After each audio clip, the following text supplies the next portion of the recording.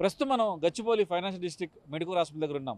అయితే బండి భగీరథ ఎప్పుడైతే కేసు నమోదైన తర్వాత ఆయన ఎక్కడ ఉన్నాడు అని చెప్పిన దాని మీద కేటీఆర్ చెప్తున్న సమాచారం ప్రకారం ఒక మెడికల్ హాస్పిటల్లో టాప్ ఫ్లోర్లో ఉన్నాడని చెప్పని తెలుస్తూ ఉంది. ప్రస్తుతం మనం ఇదే హాస్పిటల్ ఏరియా ఉన్నాం. మనం లైవ్లో చూడొచ్చు.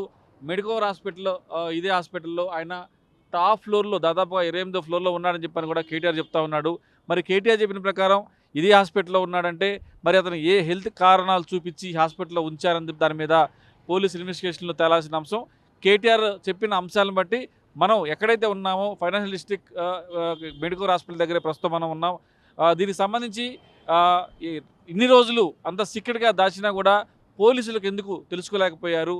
మరి పోలీసులు కావాలని విషయం తెలిసినా కూడా కొంత సమయం చూసి కోర్టు పరిధిలో ఉన్న అంశం కాబట్టి ఆ అంశం మీద వాళ్ళు కొంచెం వేచి చూసే ధోరణిలోనే పెట్టారా అన్న దాని మీద పోలీస్ ఇన్వెస్టిగేషన్ ఎలాంటి అడ్డంకం లేకుండా ఇంత సీక్రెట్గా బండి భగీరథను ఈ మెడికల్ హాస్పిటల్లోనే టాప్ ఫ్లోర్లో ఉంచారని చెప్పేసి కూడా కేటీఆర్ చెప్తున్న పరిస్థితి. ఇదే హాస్పిటల్లో ఆయన్ను ఉంచి సీక్రెట్గా అన్ని రోజులు దాచిన తెలుస్తూ ఉంది.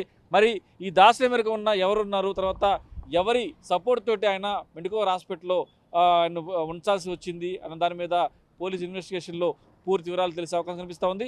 ఏదైనప్పటికీ ఇప్పుడు బండి భగీరథ ప్రస్తుతం జ్యుడిషియల్ రిమాండ్లో ఉన్నప్పుడు కూడా ఎప్పుడైతే కేసు నమోదైందో కేసు నమోదైన దగ్గర నుంచి అరెస్ట్ అయ్యే వరకు ఎక్కడ ఉన్నాడో దాని మీద పోలీసులు సీరియస్గా ఇన్వెస్టిగేషన్ చేస్తున్న పరిస్థితి మనం చూస్తామన్నాం.